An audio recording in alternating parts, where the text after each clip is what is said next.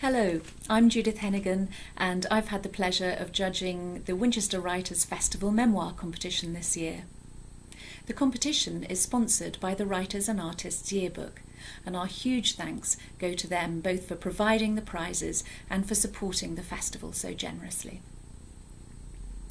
Last week we announced the shortlist on Twitter, on our website and on Facebook. Today I am thrilled to announce the prize winners. The process hasn't been easy, but it has been hugely enjoyable. I've read many fine pieces about childhood, about parents, about the first day of school, being a student, travelling abroad, and I wanted to shortlist many of them for the way that they've showed me someone else's world. In the end, I chose pieces that, as well as being well written, surprised me in some way, and which I continue to think about long after reading.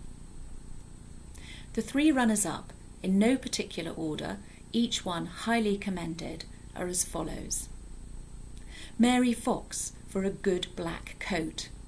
I loved the shape of this piece, the way it leads the reader to the last line. Mary Woodward for Paris. A simple school trip to Paris in the 1950s moved me to tears. Christine Rose for Walking with Jesus and Jane. This is a sharp, raw piece in which every fragment is beautifully controlled. Very well done. And now, with an imaginary drum roll, the prize winners. In third place, Carol Hastings for Leaving Limbo. I loved this account of a first job in an office in the early 1970s with a surprising connection that had me cheering for the narrator. In second place, Jennifer Twomey for It Never Rains in Wickham. Set in 1995, the lives of 4 students dance and slouch off the page with tremendous brio and a subtle hint of something hidden. Finally, the first prize is awarded to Gail Anderson for Boyle Heights. Boyle Heights made me forget I was reading as a judge. I was drawn in from the first sentence. Memoir thrives on the particular, those unique and specific details that stimulate the senses, suggest emotion, and create a vivid sense of time and place. Boyle Heights took me somewhere unfamiliar and made it real. The piece is structured masterfully with a key event and outcome that create narrative tension.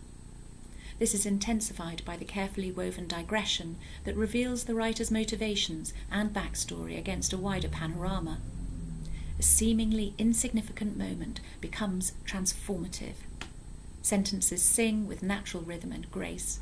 Dialogue is used sparingly and is all the stronger for it. And there's humour here too. What more could I ask for? A huge thank you to everyone who entered, and many congratulations once again to all 6 shortlistees.